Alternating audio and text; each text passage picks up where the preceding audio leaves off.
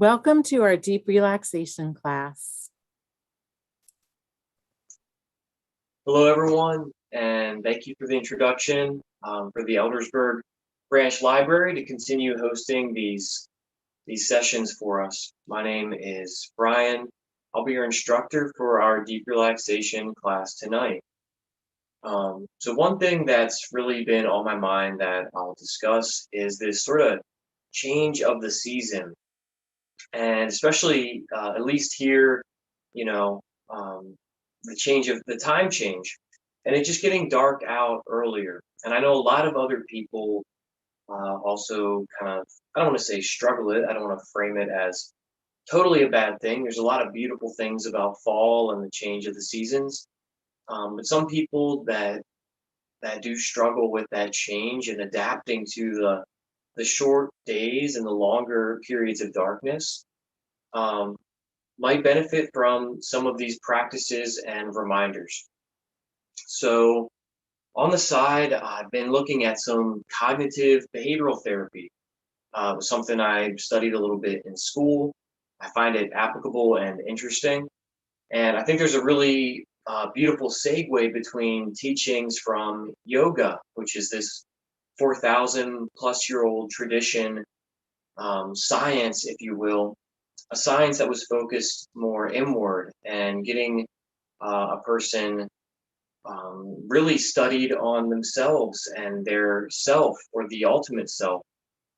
And so really a lot of these teachings that are really kind of these culturally sacred, century old, thousands of year old traditions in India and Southeast Asia have actually kind of melded together in a common thought with some Western psychologists. So here's the practice. Anyway, that's a little bit of context and background. The application and the practice. So something that cognitive behavioral therapy likes to work on is starting to identify distorted thinking. And we all have some measure of distorted thinking. In yoga, this is called, the translation is something like, sort of like a swirling whirlpool. Like a thought could be like a whirlpool. It's called chitta vritti. They're like these waves of tension in the mind. And in my own kind of exploration with this, I've found how sort of attached and symbiotic our thoughts and feelings are. One's thoughts and feelings can really sort of most definitely impact and influence our perception of things at any given moment. And if we're feeling really down on ourselves, or if we're feeling really overwhelmed with, I'm going to stick with the theme of the change of the season and the time change, then we can try to address some of those thought distortions that accompany some of the other symptoms of that anxiety or whatever. So the practice in yoga that we're going to focus on for tonight and the application, something I really hope that we can take beyond the yoga mat. This is really a practice that is something that you can work on with your own self. The practice is called Pradipaksha Bhavana. One day I'm going to get this tech figured out so I can have words just start to scroll down on the side. That'll be really great. But for now, you're going to have to just take my word for it. It's called Pradipaksha Bhavana in Sanskrit. And essentially, if you've ever heard of a man named Norman Vincent Peale, he's sort of started this power of positive thinking movement. There's a whole school of psychology, positive psychology, that focuses on this phenomenon of well-being and happiness and the power of our thoughts, the power of focusing our attention and our thoughts, and how that can actually impact our feeling and our emotional body, but also our physical well-being. And this has been proven, and this isn't anything new. Should probably cite some other additional resources for all this. But I'm just trying to share the good news is that we can really impact how we feel even right now by just practicing a little bit of conscious awareness of where our thoughts go. What's the dialogue really like in your head when you're by yourself or when you're feeling overwhelmed? about the change of season. And so whatever the thought or feeling is, if the thought or feeling is feeling ungrounded, which is a very common theme in the way the science of yoga can look at the fall season. The fall season is seen as a time that's kind of windy, and for certain people and constitutions, they can get really ungrounded and sort of dried out at this time. And so, in addition to this practice, Pradipaksha Bhavana, which I haven't forgotten about and want to touch on further, the intention for tonight's class that you're tuning into is really to ground, to connect with the earth beneath you, to ground and feel the security of being able to be here now and to connect with right now through this sort of safeguard we're going to build around us through our practice tonight. And that's going to start with our mindset. And so even right now, I want you to continue to observe your thoughts. And if there's a thought that's uncomfortable or a feeling that's uncomfortable, I just want you to identify that. You don't have to stifle it or push it away. You don't have to try and change it. It just is what it is. It's there. You observe it.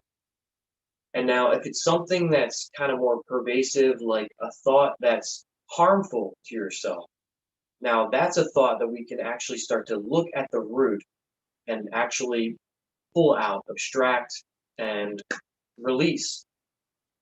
And in that school of positive psychology, in this practice of Pradipaksha Bhavana, it is essentially the replacing of something that's harmful or causes suffering with something instead that is uplifting, that is good, that is nourishing in some way to some aspect of your being. And so hopefully through this intentional practice tonight to ground, really, that could be another tool, an aspect, something that you could apply Pradipaksha Bhavana to your life. Another thing too could be as simple as a behavioral thing. We all know that we could change certain behaviors. I think it's probably common knowledge right now that drinking too much alcohol could harm you. Drinking too much high fructose corn syrup drinks and soda beverages could harm you. And so that there's a knowledge that you could replace an excess of something with a moderation of something. And there you can find, again, that practice, that replacing of something that can be harmful with something that's permissible, or you could replace it altogether with something else that maybe nourishes you even more. So that's the practice, the mindset, that you have the power through your attention and through your intention to actually change your worldview, your life, the way you feel physically, mentally, and emotionally. I'm not saying that's in any ways an easy undertaking, but the fact is that the science is there. The practices are here now, and they're widely available for us to continue to help us on our journey of life and discovery. So I want you to just let all that sink in and marinate. I want you to sit tall, comfortably, whether you're seated up in a chair or seated on the floor or on a cushion. And I want you just to close your eyes now. I want you to focus on the sound of your breath as you breathe in and breathe out.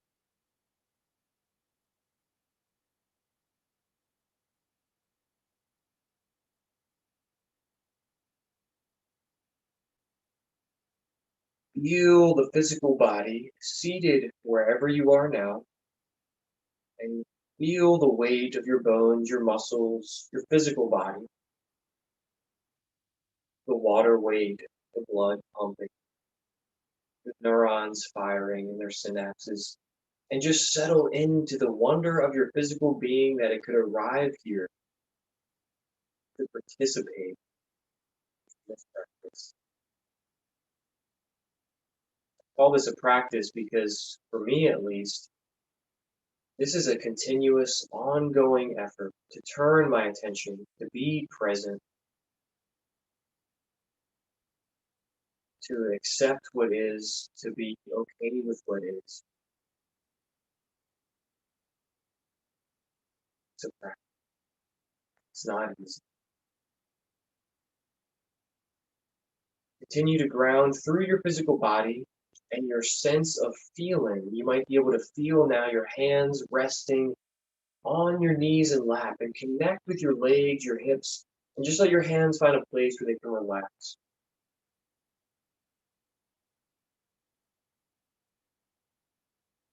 Feel connected to your physical body, feet beneath you. Your sitting bones and your hips and your spine reaching tall. Find that balance here, shoulders drawn back together as you inhale.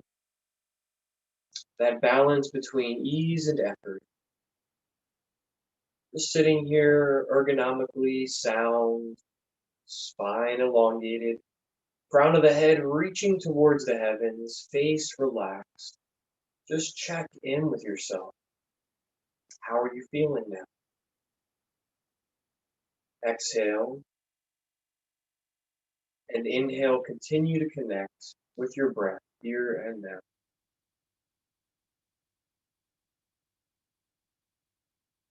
Feel your chest and your belly rise with each passing breath.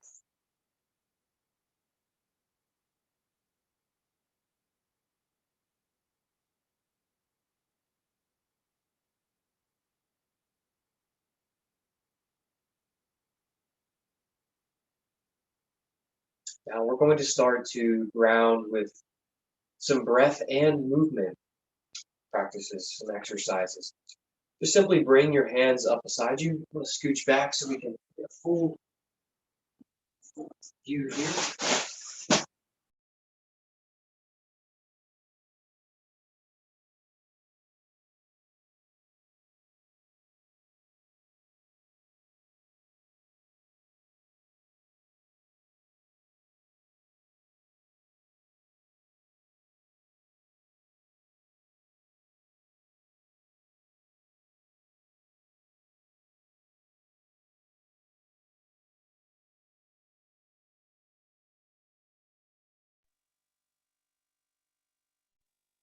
Inhale.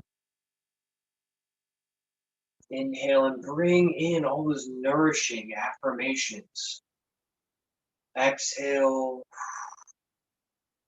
Define that personal space, that bubble, that safeguarded space. Inhale.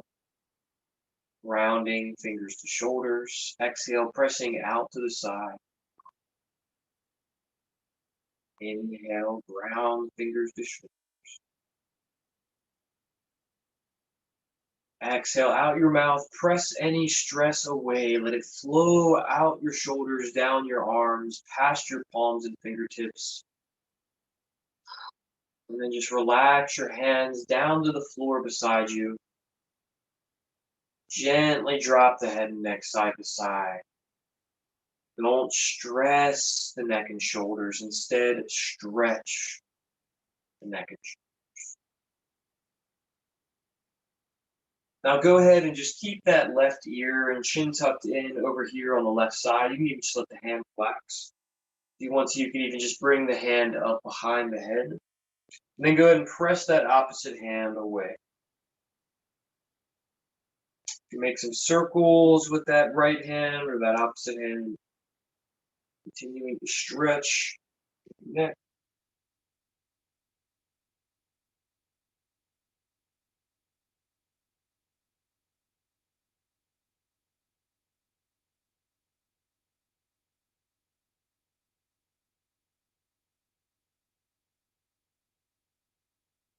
Good. We'll go ahead and bring the head and neck back to center. Both hands resting down by the side. Breath, reset, and center. We're going to go ahead and stretch the head and neck on the other side. You can just simply relax the head and neck to the greatest degree of mobility that you have there at the head and neck. When you're ready, you can press that opposite hand out of the way. Circles with the hand or kind of flick the hand out if you can. replace the tension and stress and accumulation in the body with flexibility, with ease, with peace, greater capacity for room to relax. So many of us just have a hard time really relaxing. That's because there's so much stored tension and stress, and there's no wonder as to why. But the fact is that we can and we do have the power to put our attention and our focus on our well-being with our thoughts, with our actions here and now. So we're going to go ahead and work on some more shoulder mobility. Go ahead now and just start to circle the shoulders, fingertips back to shoulders, making some circles with the elbows, still sitting up tall. Take some slow, deep breaths in through your nose and exhale out your mouth.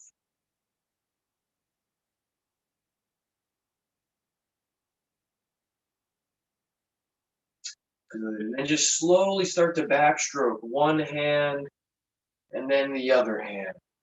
Extending through the fingertips, making this water wheel shape with the hands. This is an observation, just the wonder of our anatomy. You can watch as the hands lead the movement.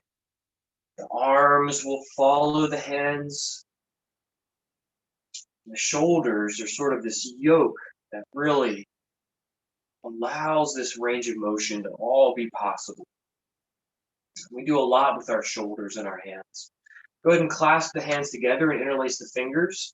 And just notice whatever your natural tendency would be. That would be your dominant tendency. Usually your dominant hand will sit over top of your non-dominant hand. Just observe that and move on to just rotate the wrists, relaxing the wrists and the joints and the fingers. You can even gently massage the fingers onto the backs of the hands, gently squeezing. Then go ahead and switch for that non-dominant grip, or that grip that you didn't start with. Great. Go ahead and just get the hands accustomed, rotate the wrists.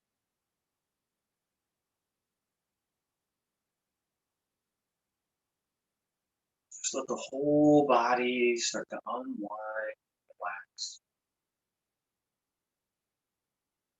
Now we're going to inhale and open the arms out wide to the side.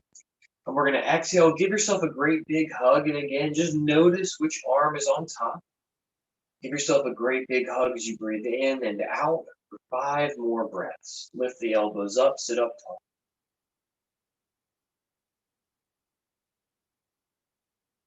Relax and just slowly over the next few breaths, just bring the hands down so that the hands and forearms clasp. Just let the arms relax.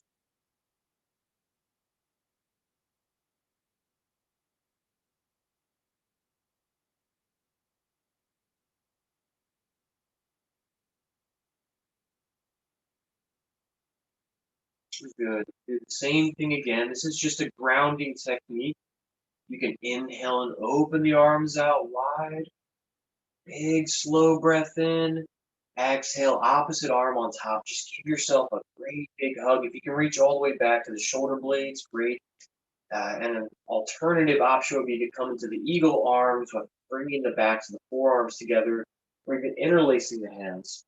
You could use your yoga strap to help if you're practicing on getting to that point in eagle pose. Use a strap instead to use the hands and lift the elbows up. That's really more to focus on stretching the back, some of the muscles on the back, the rhomboids and trapezius. You really can just focus on that nice hug and that slow exhalation. Gently releasing the hands to forearms, rounding down. We're going to come up to stand for a practice that I truly love. One called shaking and tapping. So take your time, take a quick break if you need to. In fact, I'm going to take a quick break real quick. I need to actually just check something really fast. All right, I'll be right back in just a minute.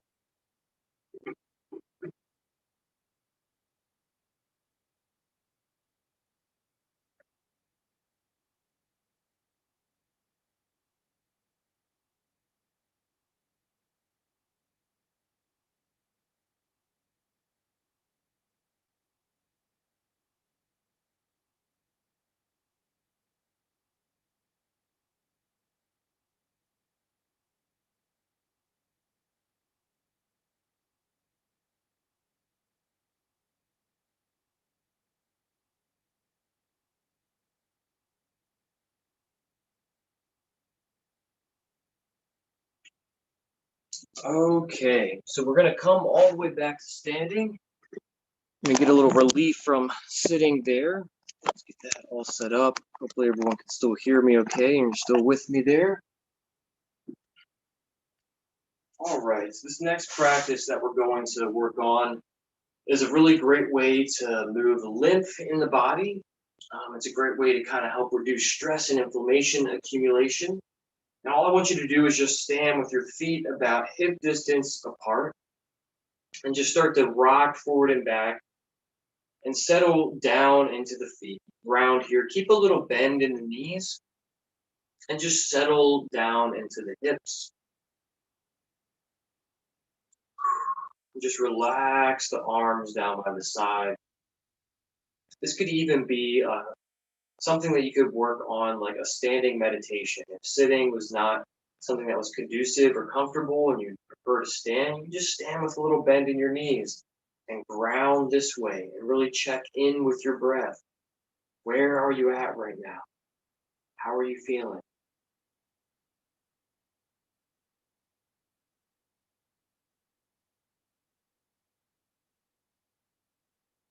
And you could take a distorted thought or a feeling of something uncomfortable, and you could start to replace it with this affirmation that all is well, that everything is coming together for its most benevolent outcome. And there is definitely a faith component, a trust component, an acceptance or a surrender component to really being able to ground and believe this. You have to believe it. You have to be able to experience that, in my opinion. So we're going to start now with a little bit of shaking and tapping. This is an age-old practice. It's a great way to help relieve anxiety. Just go ahead and shake the arms. It might look a little silly, might not be something you would do in the grocery store, but it's something we can do here in our class. So go ahead and just shake everything out. Shake out the shoulders. Just let your arms and hands flow and float like loose coat arms on a windy day. You can go ahead and just shake everything out. Give the legs a shake. All your joints, give them a good, healthy shake.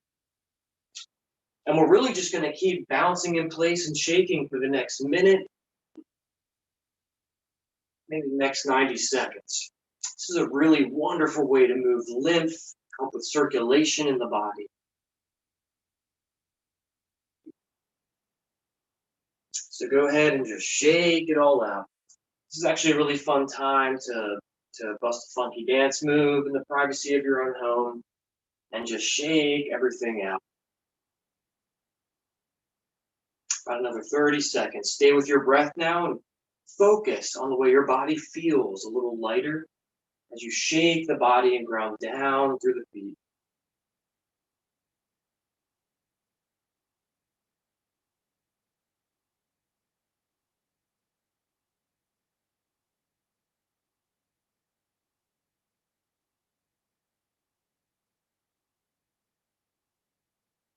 One more deep breath in and out. And go ahead and just come back to stillness now with a little space between the arms and the side body. Little bend in the knees. And just notice how you feel.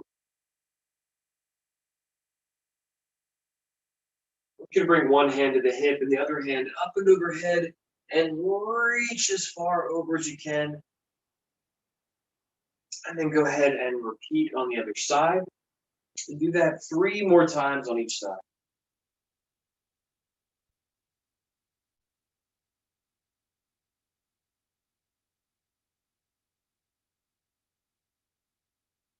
Keep the feet parallel so that the hips and extension can stay level and square as you stretch the side body. Nice lateral stretch here.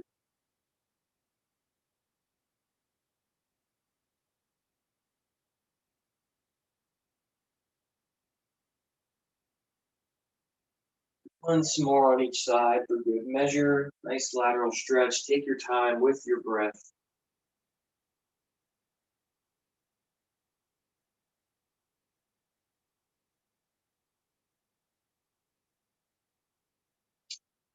Good. All right. So the next component is the tapping component. So we're going to start by just using the knuckle sort of, or I'm not the knuckle, but rather the inside of the palm, right at the base of the thumb, and even the knuckles around the base of the thumb there, at the second joint of the thumb if you want. And we're just going to very lightly start to tap on the lower back, keeping the feet grounded in place, just naturally hip distance apart. And you can just slowly start to make contact with the backs of the hands and the lower back, down the hips, down the glutes, down the backs of the legs and hamstrings. Just take special care to make circular, gentle movements around the knee joints. You don't want to tap on the knees too hard. And then down the backs of the calves. Then just go ahead and press on the toes. Imagine like you were doing CPR on the toes and the tops of the feet. This is a really awesome way just to make very special and distinct actual neural connections, mind-body connections here, just by pressing on the tops of the feet if you can.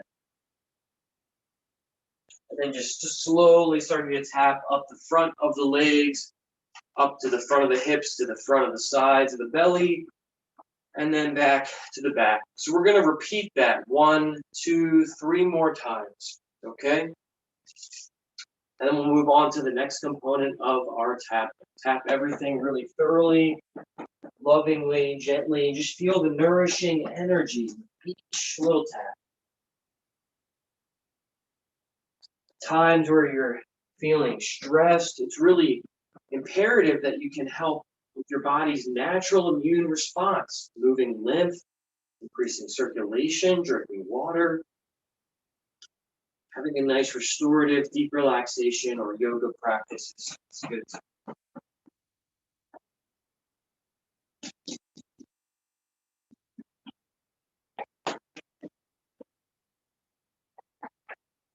Last cycle of tapping for the lower back and the legs.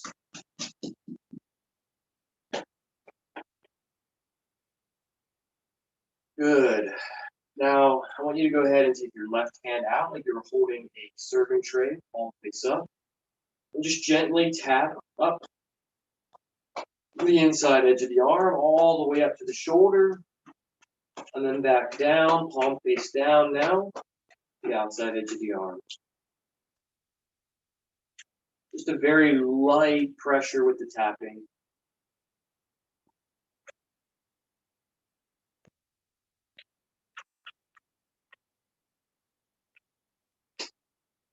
Twice more on this arm, and then we'll switch.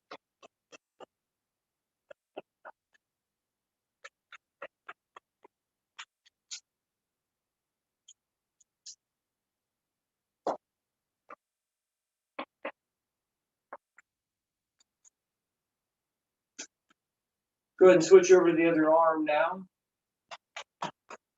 And when you're ready, just slowly, gently tap. Palm face up, palm face down. Use your breath to ground as you just very lightly apply that sort of visceral stimulation.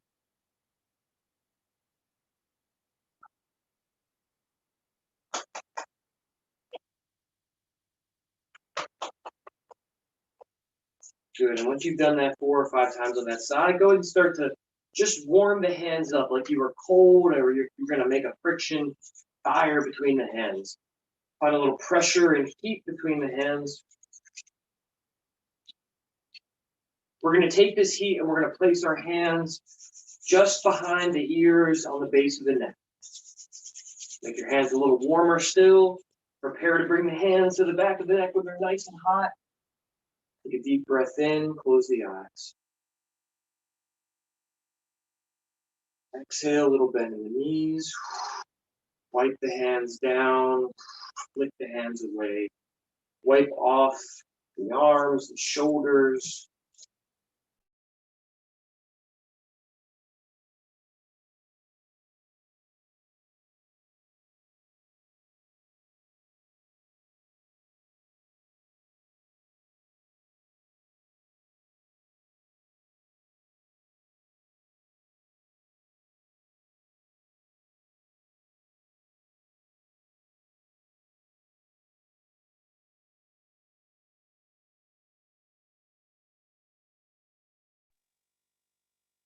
Inhale all the way back up to standing. Reach the hands up and overhead.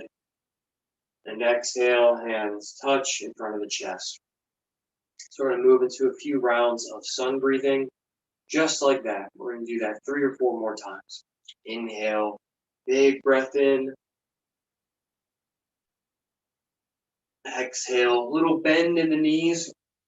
Now remember, this is a hinge from the hips, so you don't want to round through the back. You want to really keep the back straight.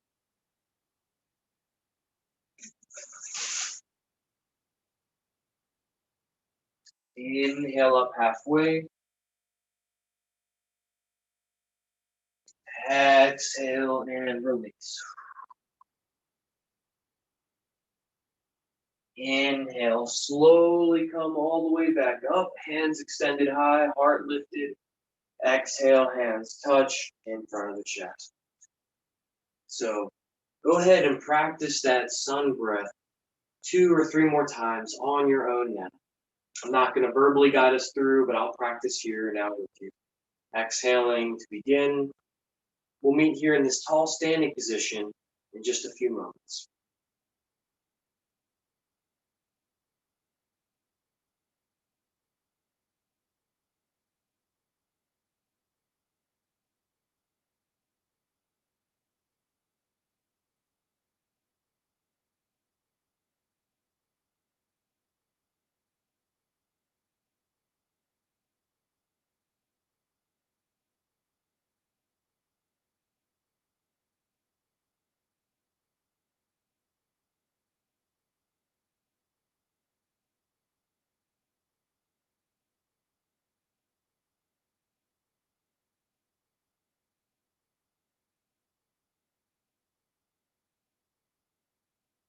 You're ready, slowly bring the hands to touch in front of the chest. Let the shoulders relax. Let the elbows find that balance between relaxation and effort. Just find a lightness, peace you're connecting with now. Accompany each and every breath.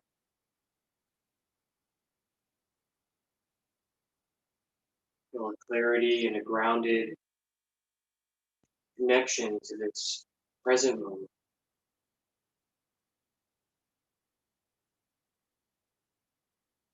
Defining that healthy boundary for yourself right now. Making the most of this moment. Putting your attention on your well-being.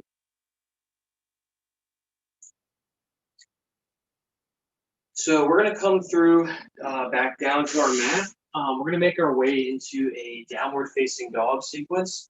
I want to focus on trying a couple different angles for a pigeon pose, which is a really great hip opening stretch. And hip openers are really fantastic. Not only do they feel great for our hips, our glutes, ultimately helping our lower back and our hamstrings find some release and relief too. But they have this whole component in the science and of yoga, and that our hips sort of store this.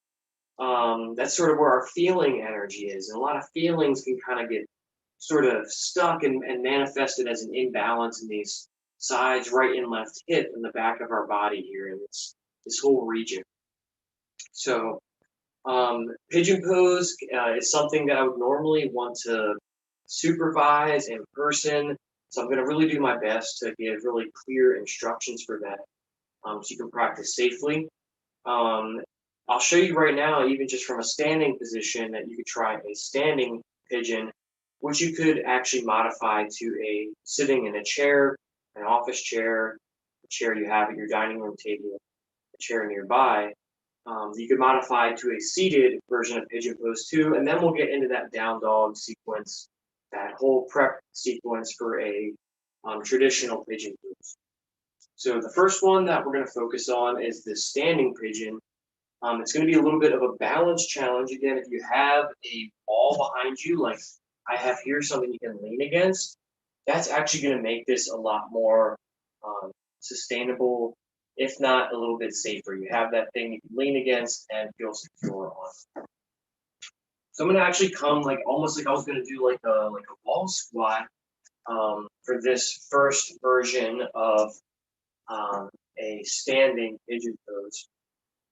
And I want to really emphasize that my knees are stacked just right behind the ankles or right over top of the heels here. All right, I'm going to sink my center of gravity down. You can even just see how a seat could easily be substituted for this standing version right now. I don't have a chair right here, but you could very easily see, I hope, that you could be sitting in a chair instead.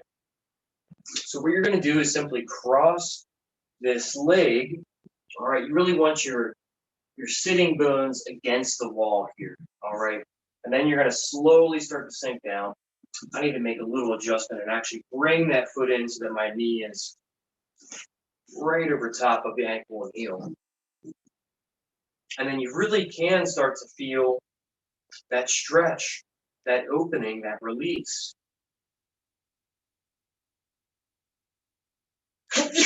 Oh, bless me, excuse me. Right here in this figure 4 kind of shape with the legs.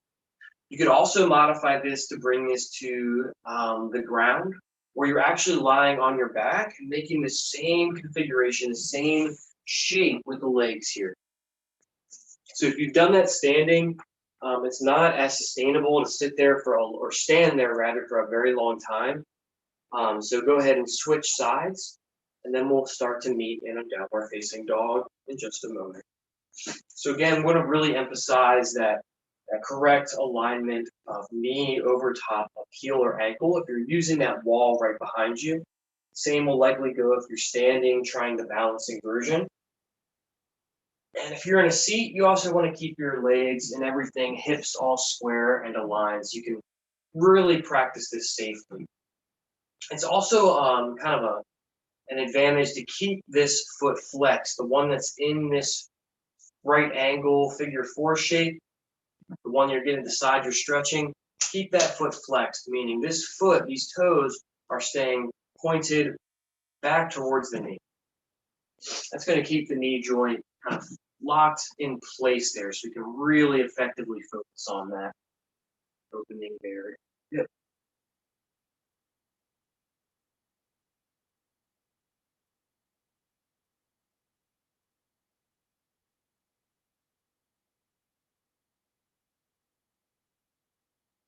All right, very good. So we're going to take our time to come back down to our hands and knees and prep for this downward facing dog.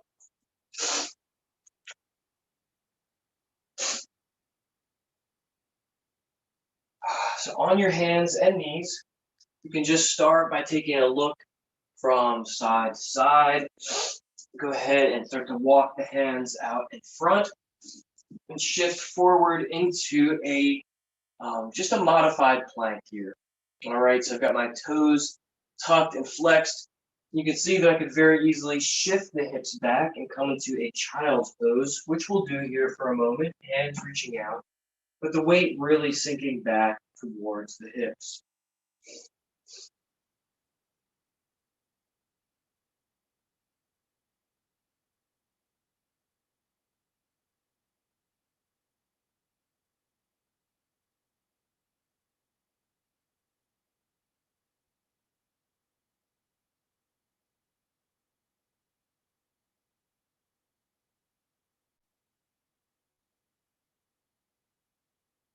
Go ahead and come back forward into that modified plank, hands right underneath of shoulders, toes tucked. Lift those knees up and start to shift the weight up and back into the hips. Keep a little bend in the knees if you need to. Press the floor firmly away through the hands and draw the elbows in.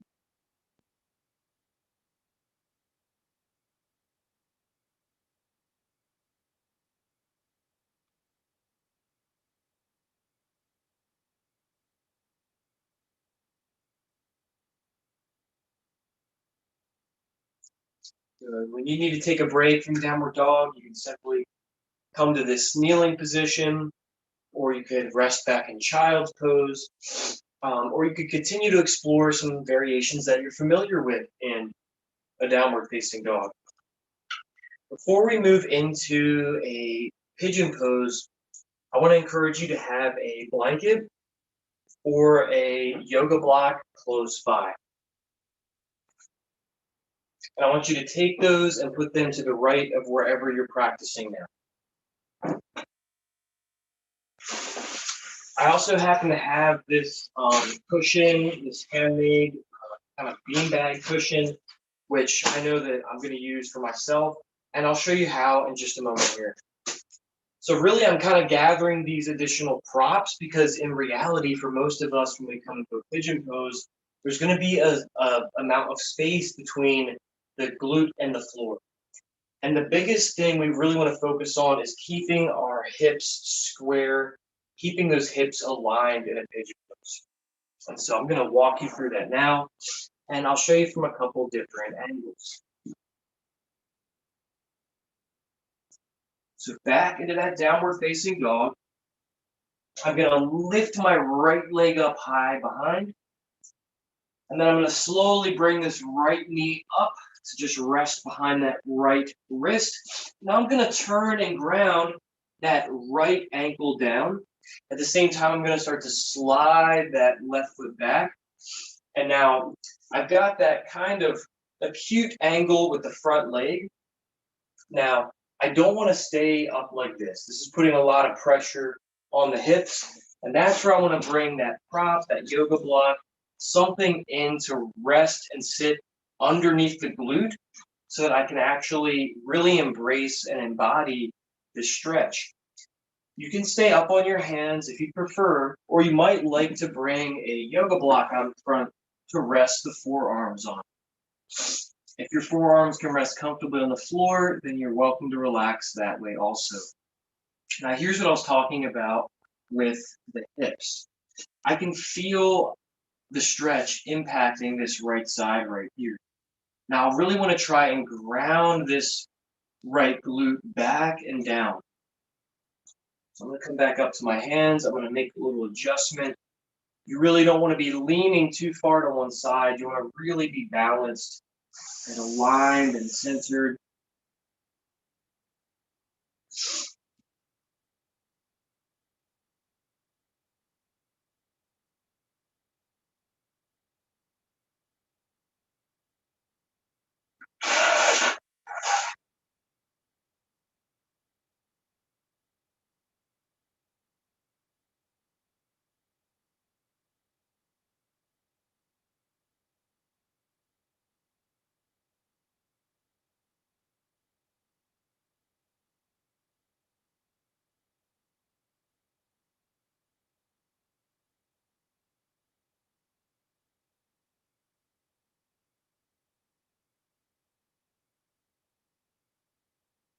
And then when you're ready to come out of this pigeon pose, you have to tuck that back toe under. Bring your hands back out in front. Help press yourself back up and into that downward facing dog for a moment. And then if you need to take a break, you can just come back down. Move those props, any cushions or blocks. Clear your space. And then when you're ready, we'll prepare for a pigeon pose on the other side.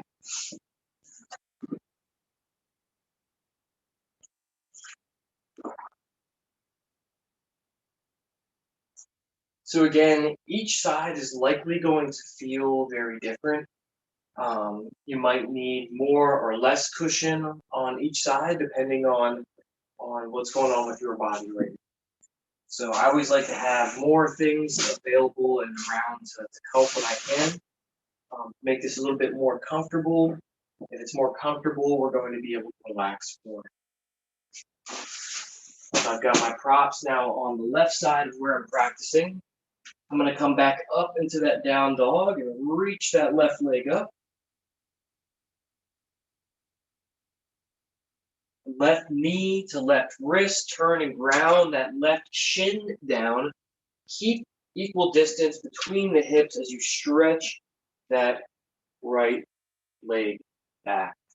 Now I feel an immense amount of stretch right there. I'm going to bring something in to actually sit on and elevate my hip so that I can manage that stretch a little more comfortably. And then I can realign, check that alignment of that front leg. Maybe come back down to the forearms.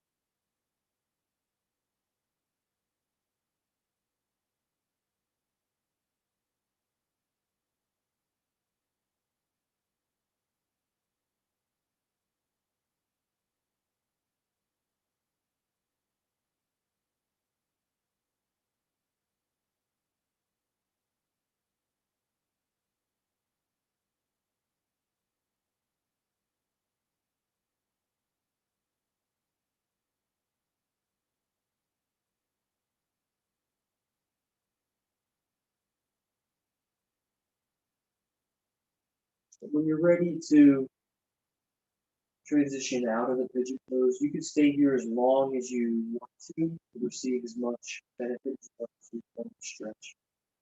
So it's time to come back and either engage the core, use the hands to help press yourself back up. It's down dog. Legs underneath, feet rounded down. And go ahead and come on back to a seated position with the legs extended out the front.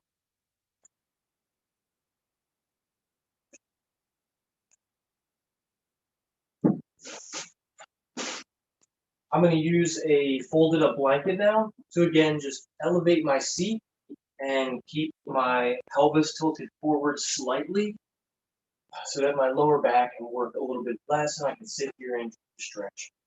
If you found that it's hard for you to sit here with the legs extended like this, you could also use some yoga blocks or whatever you have nearby. Facilitate a little bend and flow in the knee joints. So make whatever accommodations you can with the things that are available to you. And then go ahead and, again, close your eyes. Shift your weight side to side. Just reconnect with the seat, with the energy flowing down through.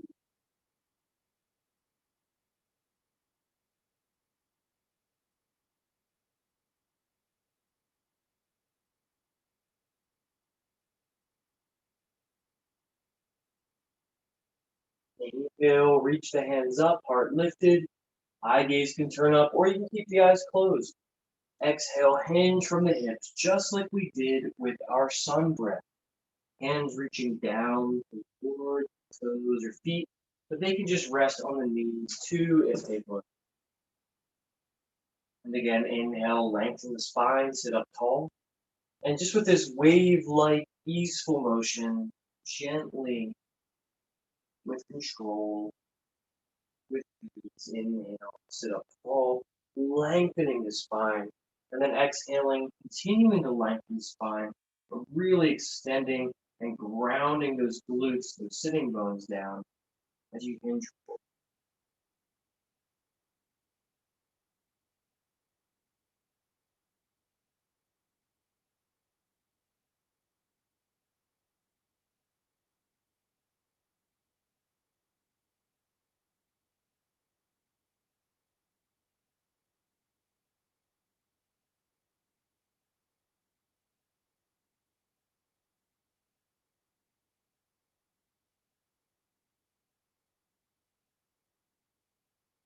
You can stay with this more dynamic movement.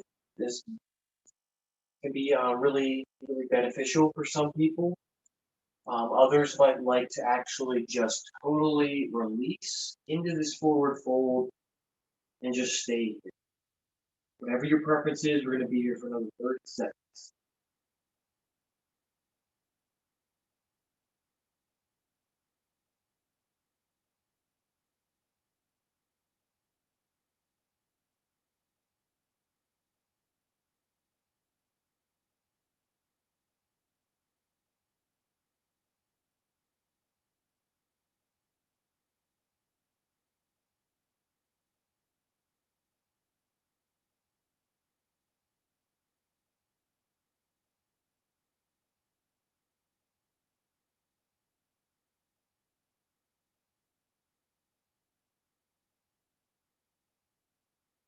Sit back up tall, stretch the hands up and overhead. Exhale, relax the hands down. All right. So we're going to actually transition into a restorative yoga pose where we're actually going to just lie flat on our back, but close to a wall. If you don't have a wall, hopefully you have some kind of surface you can actually put your legs up on. So we're going to come up into a legs up the wall, quote unquote, pose. Really simple, huge amount of relief and release in the lower back. This is an awesome way to ground. This is a gentle inversion. This is generally considered a safe inversion, even for some other conditions where it might imply otherwise. Some of those conditions where you might not want to do this would be if you have a really bad headache or had a recent dental or face surgery, or even anything going on with your heart or anything like that. You could actually just maybe you lie propped up, or just stay in a comfortable seat where you can relax, or do something that you know is safe for you, that is in your usual practice. I'm going to go ahead and show you this legs up the wall pose now. And again, I like to utilize a blanket, something that I can just kind of allow the hips to sit up on. Kind of a little trick to getting into the right position is just actually sitting parallel to this wall with your outside edge of one hip really flush and leaning against that wall. And you can just slowly come onto your back and spin on around with the legs just resting up the wall. Arms and shoulders can find a place to relax.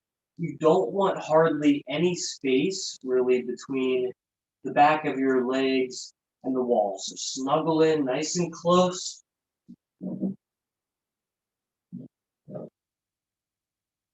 we're just going to simply relax here. Take a nice, slow, intentional breath. And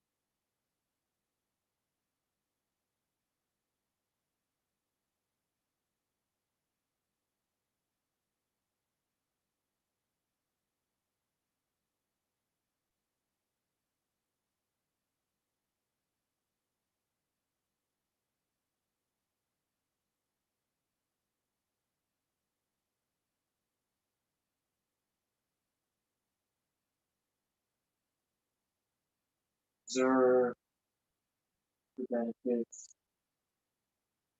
Resting here upwards of a minute or longer. Stay here for 5 minutes.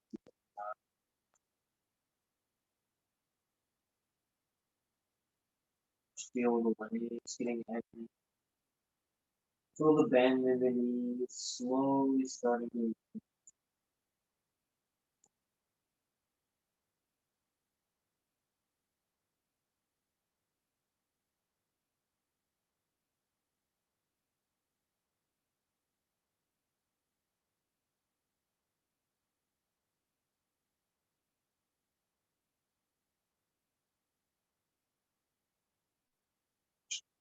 And when you're ready, go ahead and just come over to one side. Just rest there on your side for a moment. And then go ahead and make your way back onto your mat. Put your feet on the floor. So just go ahead and gently turn your head and neck side to side.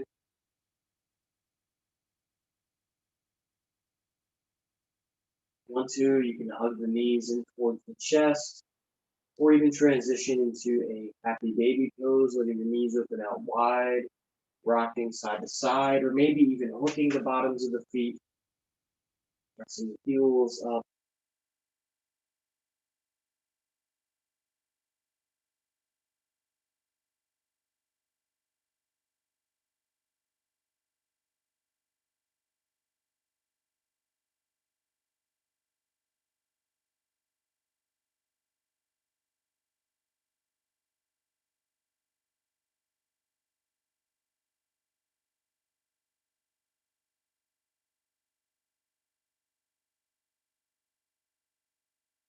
Stay connected with your breath. Stay connected and grounded to the floor, beneath extension, your home, the earth, wherever you're practicing. Feel that security, that safeguard, that presence, connecting to that peaceful presence within, accepting release.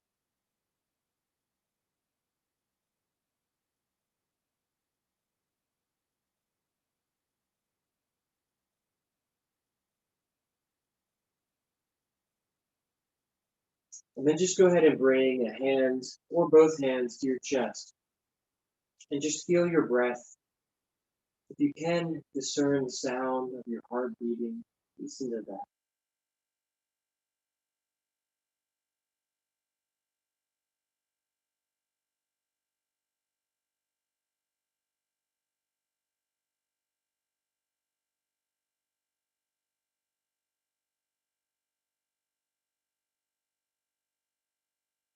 Start to send the image of a smile, a compassionate, unconditionally loving smile to your own beating heart.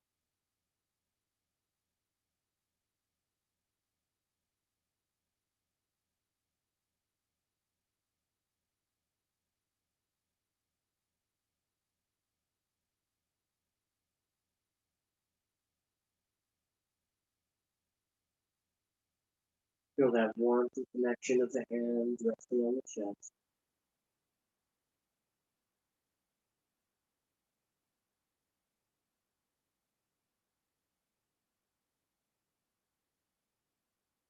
You feel that imagined smile that you're sending towards your heart.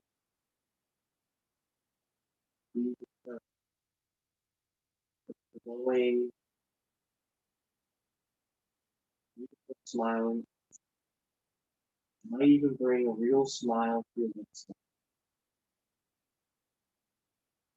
Peace and serenity. And let it start with me, right? Let's start with yourself right there, wherever you are. This connection and commitment to maintaining and safeguarding this peace and serenity.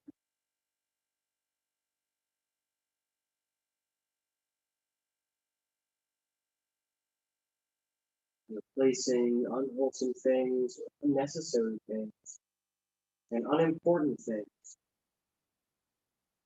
things that are false with things that are true.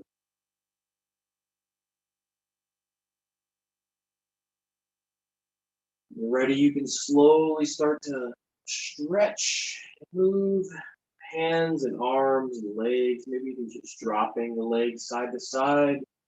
We're taking a gentle lying down twist. The shoulders and the back of the torso connected to the floor.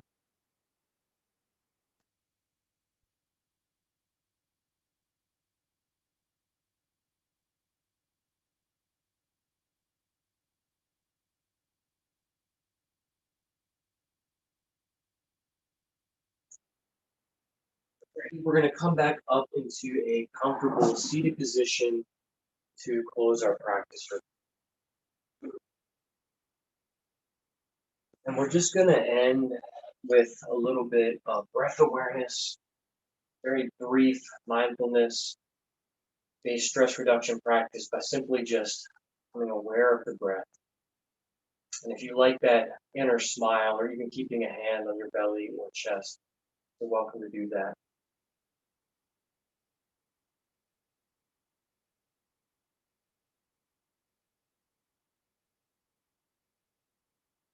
Compassion, non-judgmental awareness. Just be with yourself now. Accept what is.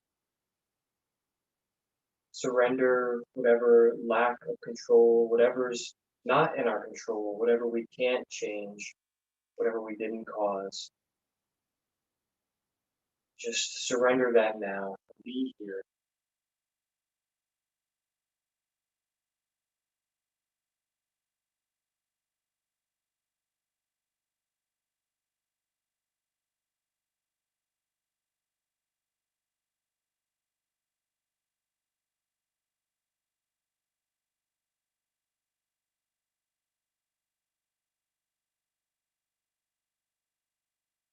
I'll close our class tonight with a little bit of Sanskrit chanting. This is an extension, a sound vibration. We're feeling frequencies and sound vibrations, especially these really ancient sound vibrations, which hold the essence of the meaning or the translation of these vibrations. So this Sanskrit chant, Om Shanti, is the essence of peace, and that energetic quality that exists with a deep spiritual contentment, peace that supersedes our emotions and our intellect. It really is down to the essence of our being. So we're going to just take our closing moments to chant either together or just listen. This world chant for peace, that all beings can awaken to that moment where they realize themselves living in accordance, resting naturally in a peaceful and loving environment.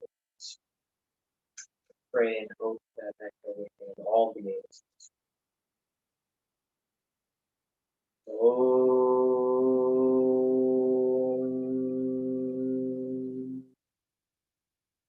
Om Shanti, Om Shanti, Om Shanti, Om. Om Shanti, Om Shanti, Om Shanti, Om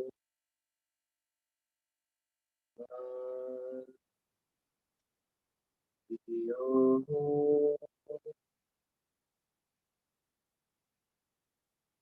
May all beings, all places in this world right now feel that loving hand of peace close to their own hearts with this next breath and breaths to come. A peace that passes all understanding, be with them. Samasta Sukhino Bhavantu. The light of truth overcome all darkness. Victory to that light. Jai. Jai. Thank you so much for choosing to nourish yourself and focus on, tend to your well-being through this class tonight, through this session, through this live cast. Thank you so much for joining.